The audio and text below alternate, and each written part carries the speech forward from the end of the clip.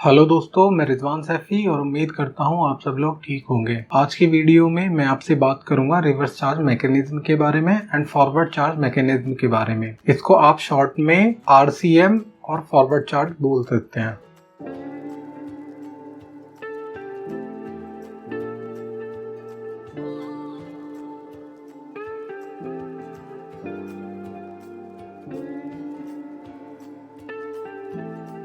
RCM या forward charge से decide होता है कि जीएसटी की पेमेंट गवर्नमेंट को कौन देगा। अगर मैं सिंपल वर्ड्स में बोलूं तो जीएसटी की पेमेंट गवर्नमेंट को दो तरीके से की जा सकती है। पहला होता है फॉरवर्ड चार्ज के थ्रू, दूसरा होता है आरसीएम मेथड के थ्रू। इन दोनों में क्या फर्क होता है इसको प्रैक्टिकली मैं इस वीडियो में आगे बताऊंगा। देखिए, जब भी कोई बिजनेस ट्रांजेक्शन होता है तो उसमें एटलीस्ट दो पार्टी इन्वॉल्व होती है। एक होता है बायर एंड दूसरा होता है सेलर। एंड अगर मैं बात करूं फॉरवर्ड चार्ज की तो जब भी किसी सामान की रिक्वायरमेंट होती है तो बायर सेलर के पास जाता है एंड उससे जो भी अपनी रिक्वायरमेंट की गुड्स या सर्विसेज है लेता है एंड उसको बदले में पेमेंट कर देता है। जैसा कि मैंने आपको बताया, reverse charge and forward charge का मेन मोटिव है कि जीएसटी की पेमेंट गवर्नमेंट को कौन देगा, मतलब जीएसटी डिपार्टमेंट को जीएसटी की पेमेंट कौन करेगा। यहाँ मैं एग्जांपल लेता हूँ मोबाइल शॉप का। लेट सपोज बायर को जरूरत थी एक मोबाइल फोन की, तो वो सेलर के पास गए एंड उन्होंने बोला कि मुझे एक मोबाइल फोन दे दो।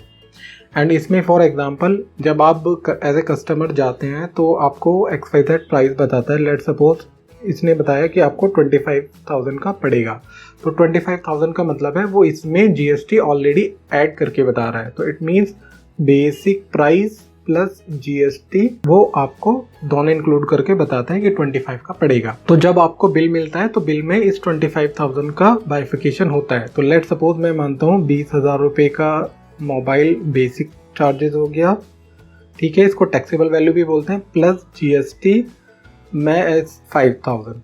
तो इस हिसाब से ये इसने आपको 25,000 का मोबाइल बताया था। एंड लेट सपोज आपको मोबाइल पसंद आ गया और आपने ये 25,000 की पेमेंट सेलर को कर दी। तो यहाँ पे क्या है, अब देखो जीएसटी का इन्वॉल्वमेंट हो गया, जीएसटी आप पे कर रहे हो। तो मेन है कि डिपार्टमेंट तक जीएसटी कैसे जाएगी, या कल को डिपार्टमेंट को जीएसटी का कलेक्शन करना है तो कौन रिस्पॉन्सिबल होगा जीएसटी देने के लिए, बायर या फिर सेलर। ठीक है, तो अगर मैं बोलूँ कि आपने टोटल 25,000 दिया सेलर को एंड जिसमें 5,000 आपने दिया एज ए जीएसटी, तो अब क्या है, सेलर इस टोटल अमाउंट को कलेक्ट करके जो भी गवर्नमेंट का बनता था 5,000 जीएसटी डिपार्टमेंट को पे कर देगा। तो यहाँ 5,000 गवर्नमेंट के पास पहुंच गया एज ए जीएसटी।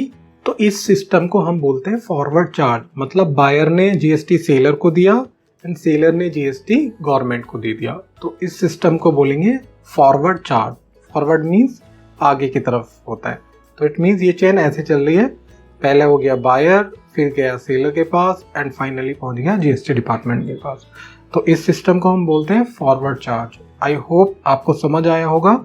अब मैं आपको बताऊंगा रिवर्स चार्ज क्या होता है। देखिए, अभी इससे पहले मैंने आपको बताया कि फॉरवर्ड चार्ज में क्या होता है, बायर जीएसटी पे करता है सेलर को एंड सेलर पे कर देता है गवर्नमेंट डिपार्टमेंट को। ये हो गया फॉरवर्ड चार्ज, ठीक है। एंड रिवर्स चार्ज में क्या होता है, जैसे मैंने आपको पहले एग्जांपल में समझाया था कि बायर ने एक मोबाइल खरीदा था सेलर से एंड इस मोबाइल में क्या था, 20,000 तो बेसिक था मोबाइल का चार्ज, ये इसको आप टैक्सेबल वैल्यू भी बोल सकते हैं, प्लस जीएसटी था 5,000।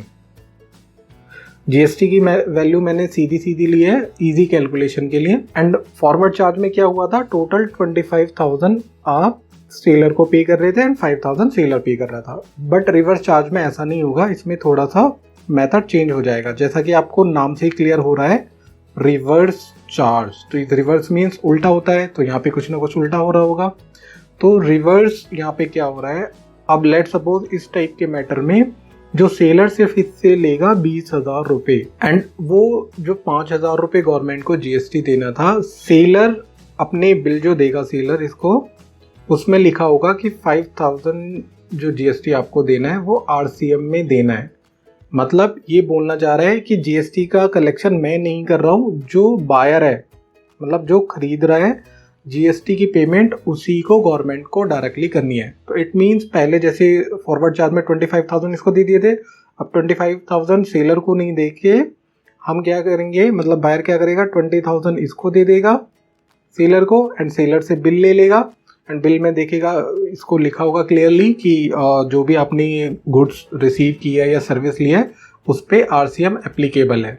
ठीक है, तो हम ये मान रहे हैं कि बायर को पता होगा कि RCM एप्लीकेबल है, चाहे वो इनवॉइस से पता लगे या उसको लॉ की नॉलेज थी।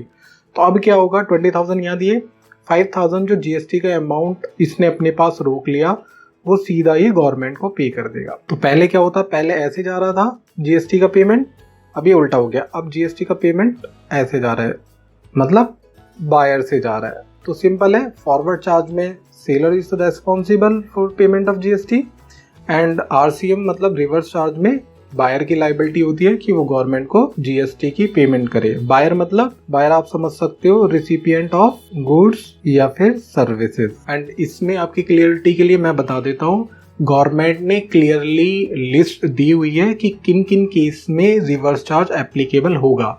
बाकी 99% केसेस में गवर्नमेंट जो GST का कलेक्शन करती है वो फॉरवर्ड चार्ज के ही थ्रू करती है, मतलब सेलर से GST का पेमेंट लेती है। एंड रफली 1% केसेस में गवर्नमेंट ने एक लिस्ट दी हुई है कि किन किन केसेस में जो GST का कलेक्शन है वो RCM मेथड के थ्रू किया जाएगा। RCM मतलब reverse charge, and reverse charge में जैसे मैंने आपको समझाया GST का पेमेंट सेलर नहीं करता है, बायर करता है, बायर ऑफ गुड्स और सर्विसेज। इसका मैं एक अगर आपको एग्जांपल दूं, जो ये ट्रांसपोर्टेशन सर्विसेज होती है इसको गवर्नमेंट ने रिवर्स चार्ज में नोटिफाई किया हुआ है। तो उस केस में लेट सपोज ये जो मोबाइल सेलर है इसने ट्रांसपोर्टेशन ऑफ गुड्स की सर्विस ली, ठीक है, किसी ट्रांसपोर्टर की सर्विस ली, इसने बोला कि मुझे ऐसा एक ट्रक भेज दो एंड ट्रक से मुझे मोबाइल को कहीं शिफ्ट करना है, गोदाम में ले जाना है। एंड ट्रक ड्राइवर ने बताया या जो भी गुड्स ट्रांसपोर्ट एजेंसी थी GTA था उसने बताया 10,000 इसमें आपका भाड़ा होगा, चार्जेस होंगे। तो इस केसेस में गवर्नमेंट ने स्पेशली बोला हुआ है कि जो GST का पेमेंट है वो RCM के थ्रू होगा। तो इट मीन्स इस केस में, मतलब जो GTA इस वाली सर्विस के केस में ये तो हो गया, सेलर तो बन गया रिसिपिएंट क्योंकि ये सर्विस ले रहा है, पेमेंट कर रहा है, एंड जो आपका ट्रांसपोर्टर है वो हो गया सेलर या सप्लायर ऑफ सर्विसेज। तो इस केस में जैसा कि मैंने बताया RCM एप्लीकेबल होता है, तो यहाँ GST की पेमेंट ये करेगा, रेसिपिएंट ऑफ सर्विसेज या गुड्स। ठीक है, तो आई होप आपको समझ आया होगा। इन केस नहीं आया है तो आप वीडियो दोबारा देख सकते हैं। आपकी कोई क्वेरी है तो आप मुझसे कमेंट बॉक्स में पूछ सकते हैं। Thank you for watching this video.